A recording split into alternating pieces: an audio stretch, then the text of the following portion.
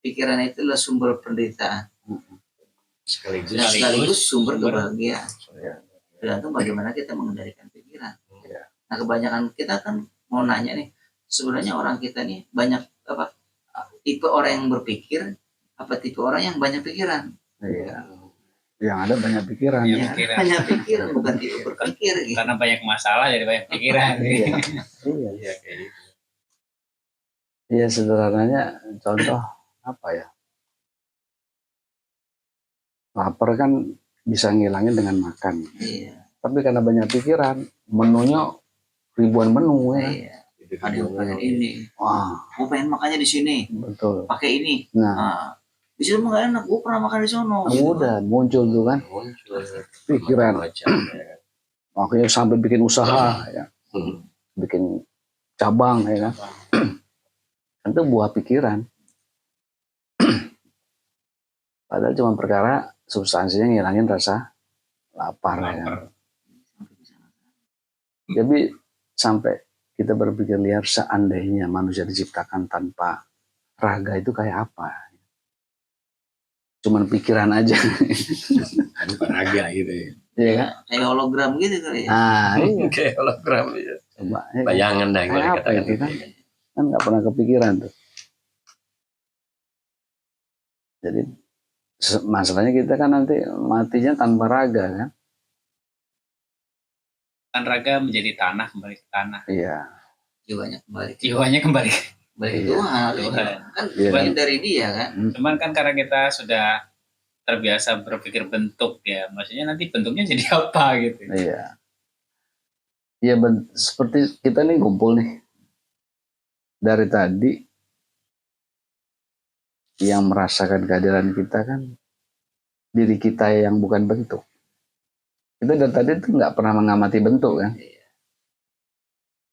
Yang real itu bentuk atau substansi kita, jiwa kita. Kan kita ngumpul nih berlima, 5 jiwa kan. Bukan 5 badan. Bukan 5 raga. Ya kan?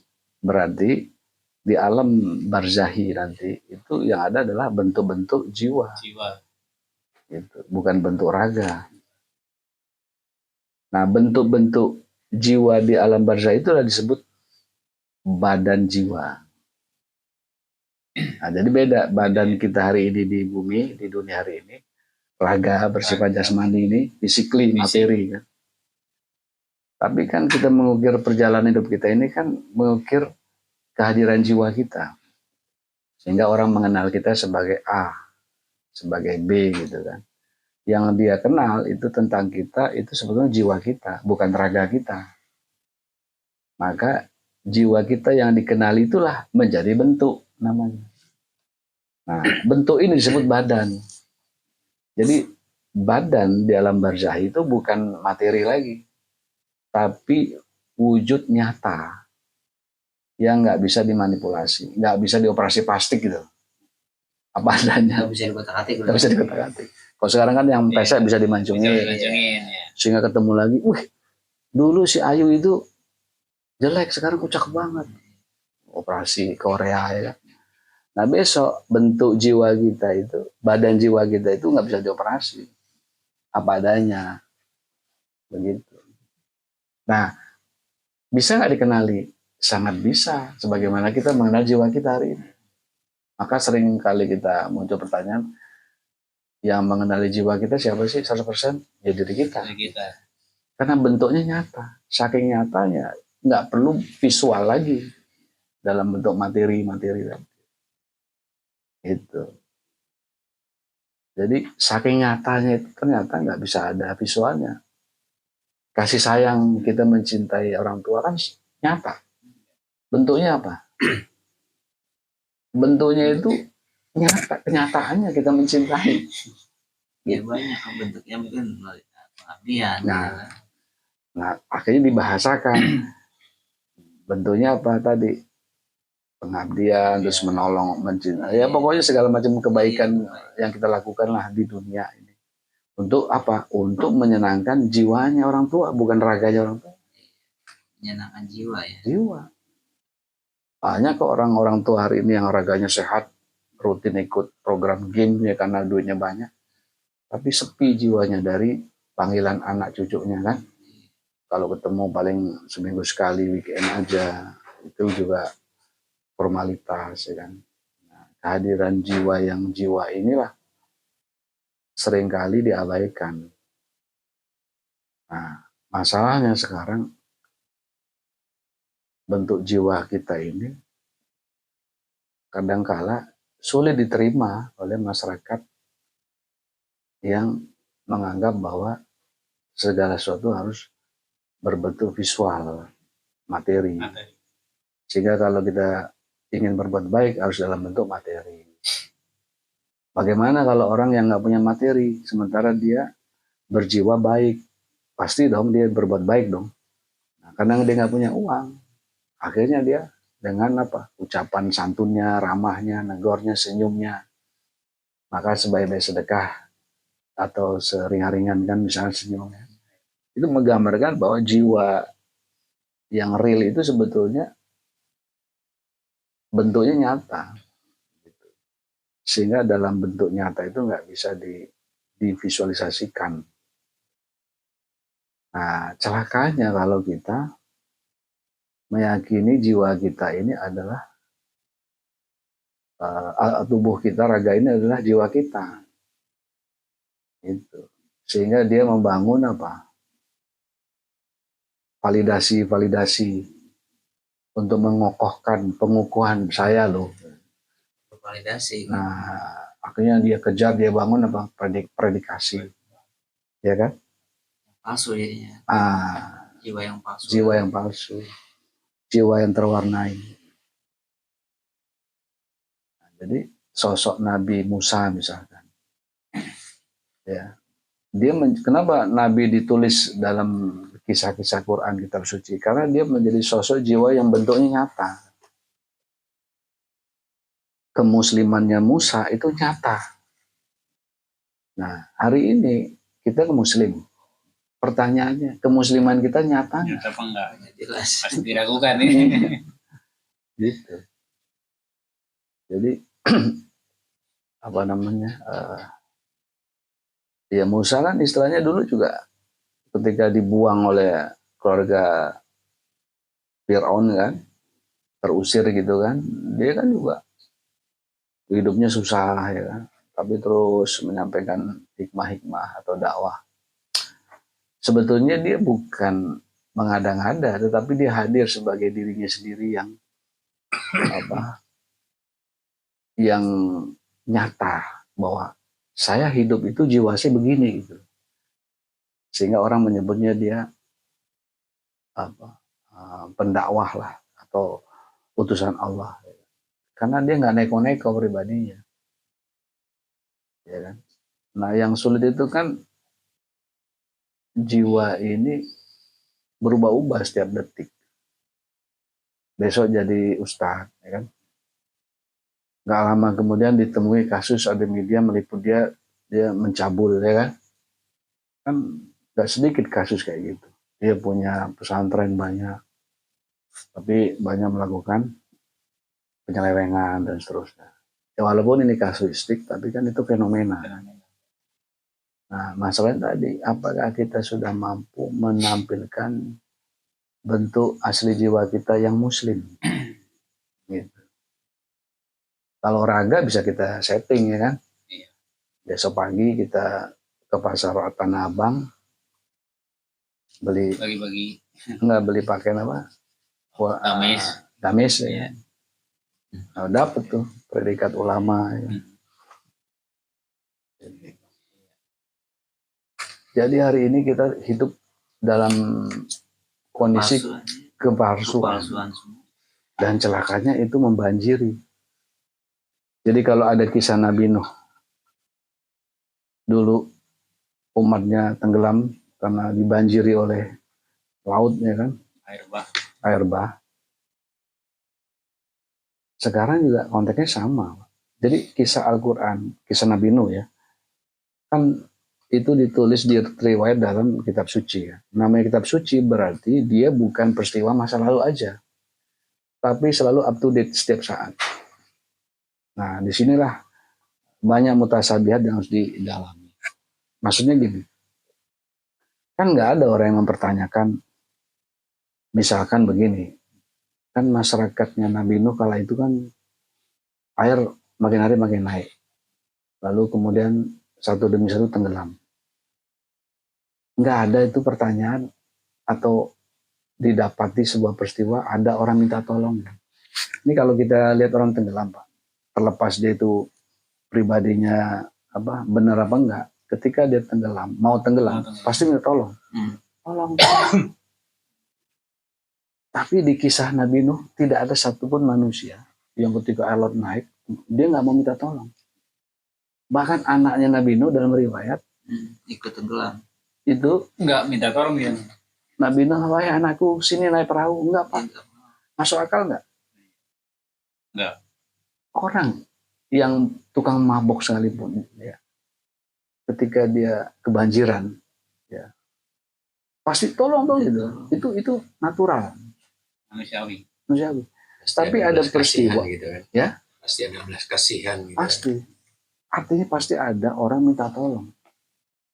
Orang kebanjiran ini nggak bisa berenang, pasti semua help me, minta tolong. Itu namanya lumrah, instinktif gitu kan. Tapi di kisah Nabi Nuh satu pun nggak ada yang minta tolong, padahal itu banjir yang luar biasa. Bahkan sampai nabinya nyamperin, sini nak, naik ke kapal. Nggak mau, milih tenggelam. Masuk akal nggak? Ya kan? Artinya peristiwa semacam apa sih kok bisa sampai ada masyarakat yang ditenggelamkan, malah dia lebih memilih tenggelam.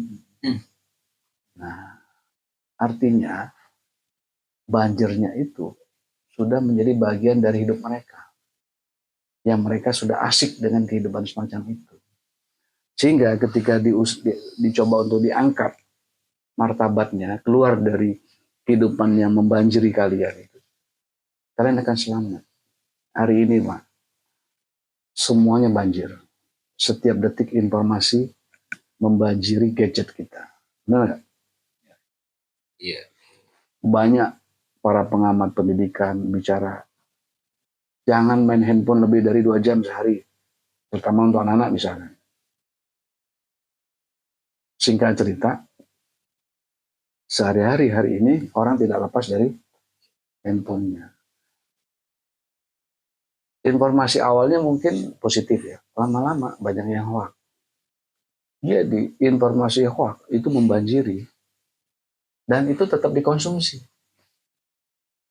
Nah, ada nggak orang yang protes? Ya. Stop, jangan ada informasi yang begini banyak karena kita sudah tidak lagi bisa memilah. Kan nggak ada. Semua asik menikmati. Jadi mau hoax kayak mau apa? Moral itu udah nggak penting. Yang penting tetap scroll. Inilah yang disebut banjir yang dinikmati. Dikasih tahu sama apa, ahli psikologi, dikasih tahu sama guru pendidikan, ya kan. Tetap aja asik di handphonenya. Itu contoh banjir informasi berseliweran. Makin hari makin naik, nggak bisa direm. Orang tenggelam dalam banjir informasi dan menikmati. Ada yang sini berhenti, udah baca buku, nggak ada. Karena sudah asik ya. Asik, ayo sini nak, baca buku nak. Nggak mau. Dan dia nggak merasa tenggelam. Nggak dan dia nggak tenggelam. merasa mau tenggelam. Betul. Ini yang disebut banjir. Apalagi banjir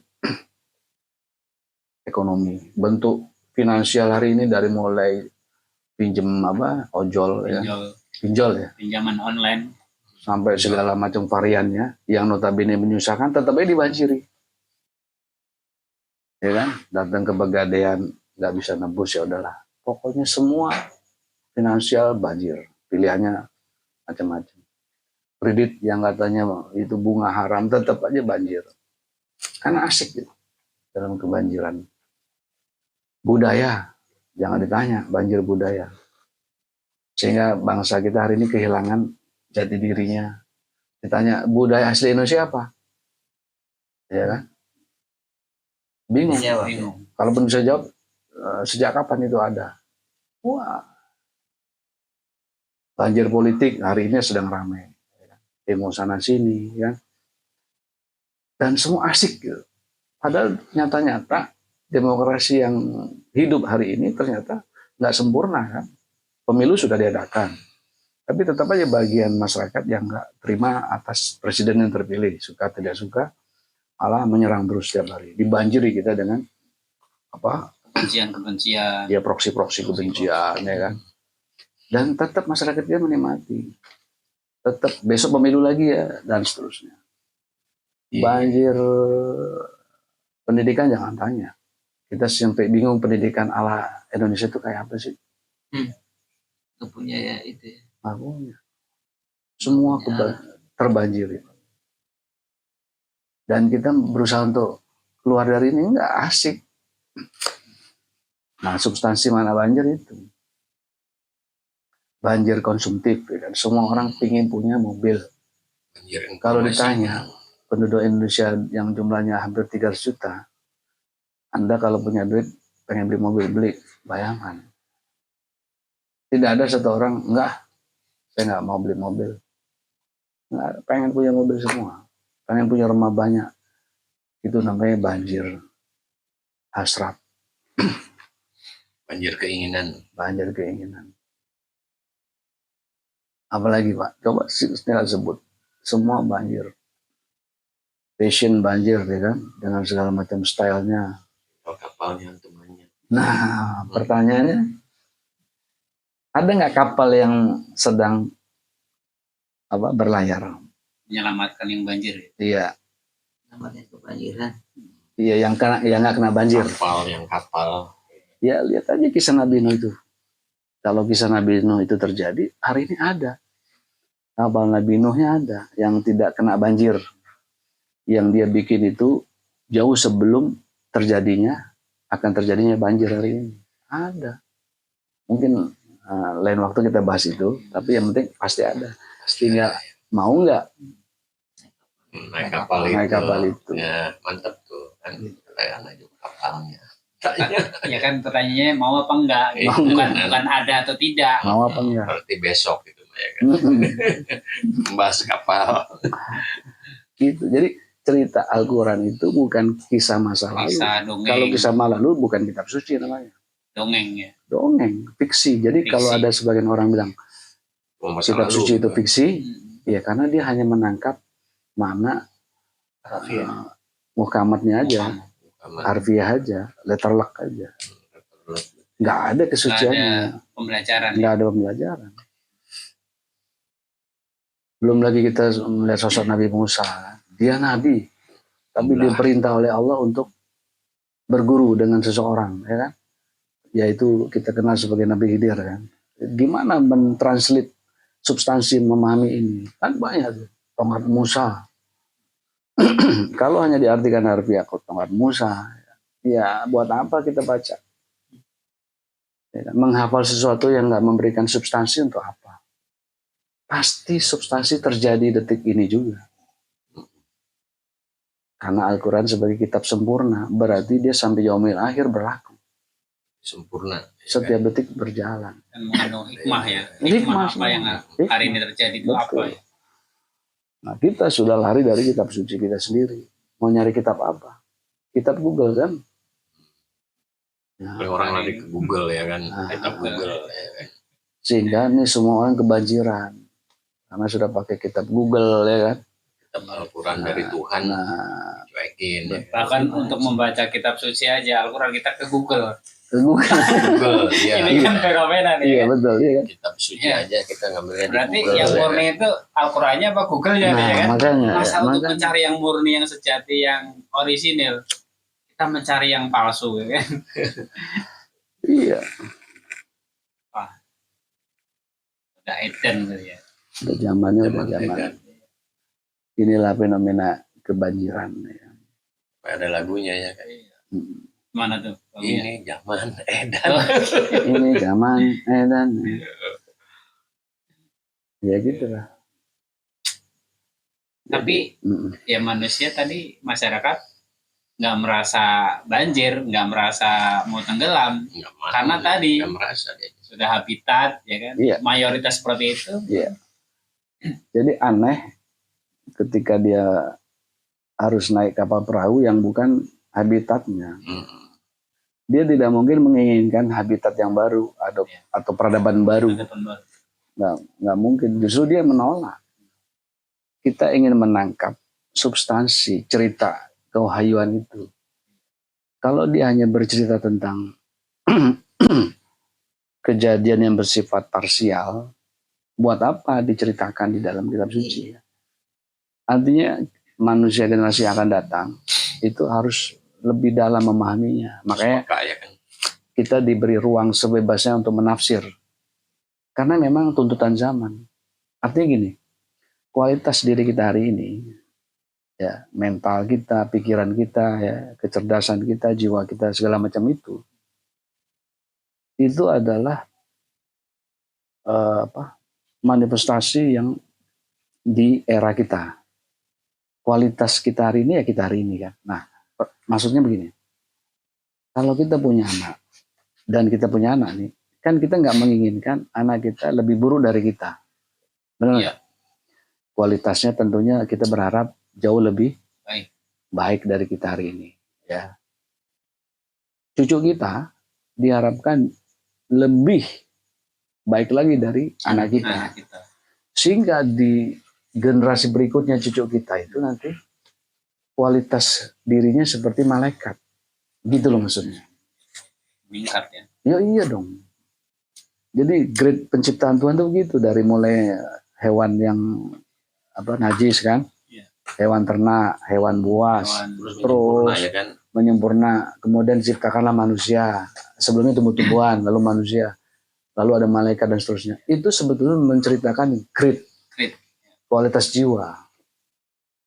Nah, maksudnya kitab suci itu harus kita tangkap seperti itu. Baru kita bisa menyelami kesucian kitab suci. Tapi kalau kita hanya berhenti pada letterlek cerita harfiah saja, ya, lalu buat apa, ya kan? Kalau nggak memberikan pengetahuan yang mendalam. Sehingga harapannya nanti penciptaannya itu kita yang akan datang, maksudnya generasi kita, adalah kualitas yang paling unggul, yang kemudian berjiwa malaikat. Ya gitu. Ya kalau hari ini susah ya. Ya. Kita menemukan orang yang punya berjiwa malaikat. Waduh. Karena apa? Tadi corong-corong yang menyampaikan ini, cerita-cerita yang disampaikan itu adalah cerita-cerita ilusi, ilutif, gitu. Iya. Dia bilang begini, kita harus, contoh kita membaca kitab aja dari Google, gitu kan? Dan itu udah dibilang itu dapat pahala, gitu kan?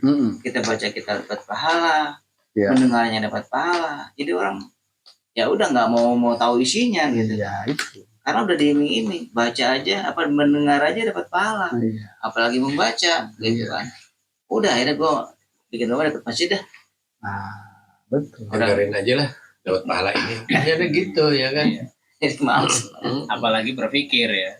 Padahal kan sering kita baca itu di belakang ayat itu kan sering bilang afala tatafakkarun, afala takilun, ya kan. Iya. Apakah kamu tidak berpikir? Iya. Apakah kamu tidak belajar, ya kan? Tidak mengambil hikmah, gitu kan? Kan luar biasa itu.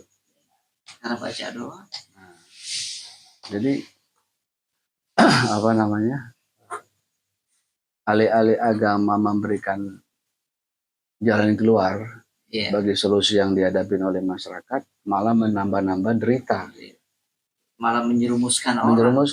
Makanya jadi nggak aneh kemudian ada istilah orang murtad, ya kan, lalu nanti balik lagi kan, lalu ada ateis segala macam. Karena agamawan hari ini itu kurang cakap tanda kutip menjawab tantangan zaman, gitu. Harusnya agamawan itu hari ini berkarya dulu, dia menjadi ilmuwan dulu, dia bukti karyanya harus ada. Misalkan contoh, ya, si Fulan, ya, dia mendapat gelar ulama itu setelah dia karyanya itu bisa dirasakan masyarakat Indonesia misalkan skalanya. Apa misalkan, ya entah itu dia, karena dia seorang ulama kan, ulama itu kan ilmuwan. Ilmunya itu dirasakan, ya kan. Tapi lagi-lagi sehari-hari kompor gas, yang nemuin kompor gas itu bukan ulama. Ya kan? Tapi kita semua punya kompor gas di rumah. Jadi maksudnya ulama itu grade-nya sudah kayak gitu. Sehingga ketika dia bicara agama itu dia sudah faktual. Gitu. Sudah memang mengalami gitu. Karya besarnya ada ya kan. Nah ini nggak punya karya apa jadi ulama ya kan. Jadi ulama itu tadi semudah orang berpakaian gamis, pakai peci, gampang gitu ya. Seakan-akan seperti itu. Makanya kita nggak heran sekarang mencari ulama itu sulitnya seperti mencari jarum di tumpukan jerami. Kalau yang berceramah itu sih saya berani katakan bukan ulama. Dia ceramah, penutur. Apa yang dia baca ditutur ulang. Perawian aja. Mulas, iya. notulen. Iya. Kalau itu